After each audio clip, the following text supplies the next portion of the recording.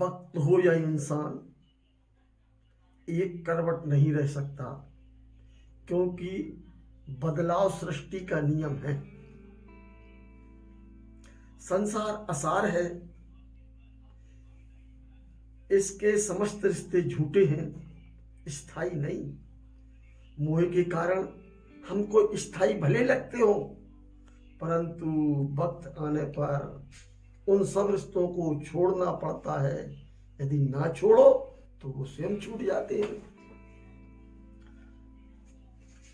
एक राजा का इकलौता पुत्र राजा को बहुत प्यारा लगता था।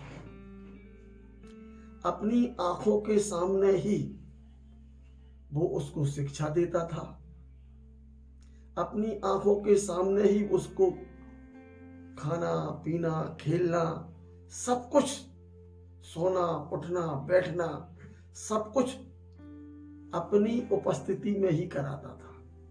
पुत्र को एक पल भी नहीं छोड़ता था, और यदि पुत्र थोड़ा कुछ हो जाए तो बहुत दुखी होता था, बहुत दुखी होता था। लोग बाग अचंभा करते थे कि इतना मोह। बंधु, पुत्र तो बड़ा हुआ, लड़का कम आयु का था, जवानी में ही शांत हो गया। राजा घबरा गया, बहुत दुखी हुआ, बहुत दुखी हुआ, और दिन रात विलाप करने लगा। ऐसा विलाप कि जिसको सुन करके दूसरे लोग भी विलाप करने लग जाए। बंधुओं, राजा को न दिन को चैन था, न रात को चैन था। उसका विलाप सुनकर के एक देव वहां से निकला। उसने राजा का विलाप सुना और उसको उस पर दया आ गई। उसने मनुष्य का रूप धारण किया और राजा के पास पहुंचा। कहा, तुमको पुत्र से ज्यादा मोह था? राजा बोला, हाँ बहुत मोह था। क्या आप अपने पुत्र को देखना चाहते हो? हाँ हाँ, मैं देखना चाहता हूं। चलो कल चलेंगे। राजा ने बहुत अनुनय विनय किया देव से कि नहीं नहीं, आज ही चलो। वो राजा को लेकर के स्वर्ग पहुंचा। स्वर्ग पहुंचते ही उसने उस लड़के से कहा जो अपने भवन में अपनी देवियों के साथ।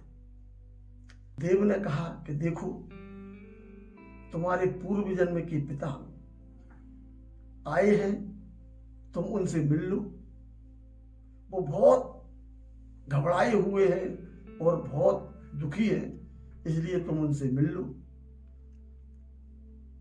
लड़की ने अबध ज्ञान लगाया। कौन पिता, कितने जन्मों के पिता, कहां कहां गए, और कहने लगा, मुझे किसी पिता से नहीं मिलना। कौन के पिता, किसके पिता, कैसे पिता? तो बंधु, उस राजा को उस बालक के शब्द सुनकर के मन में बहुत गिलानी हुई, और वो पुत्र कहने लगा, मुझे तो अपनी देवियों के साथ नंदनवन घूमने के लिए जाना है। आज वहां का प्रोग्राम बना है, मुझे कोई टाइम नहीं। ये शब्द सुनकर के पिता के कानों में पड़े। वो अवाक रह गया और चुपचाप संसार की नश्वरता का विचार करने लगा। हम ना किसी के, कोई ना हमारा, झूठा है जग का व्यवहारा। राग भावते सज्जन जाने, द्वेष भावते दुर्जन। राग द्वेष दो मम नाही, ध्यानत में चेतन पन माही। बंधु, ये जितने भी रिश्ते हैं वो सब एक भाव के हैं। अगले भाव में कोई किसी का रिश्ता नहीं रहता। पिता मर करके पुत्र का पुत्र भी बन जाता है, माता मर करके पुत्री बन जाती है। तो संसार में एक भाव का ही रिश्ता है। हमें मोह को त्यागना चाहिए, धर्म आराधना करना चाहिए। वह राजा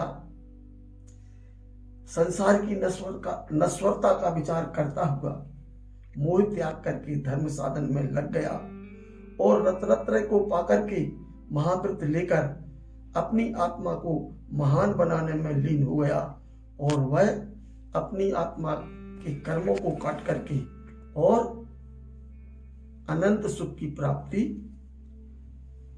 कर ली। इसी भावना के साथ ये संसार असार है।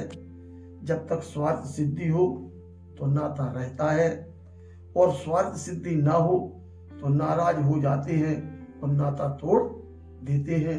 इसलिए हमारे लिए किसी से भी ऐसे मोह के भाव नहीं रखना चाहिए, क्योंकि ये मोह महादुखदायी है, संसार में भ्रमण कराता है। इसी भावना के साथ बोलिए महावीर भगवान की जय। जय जिनेन्द्र।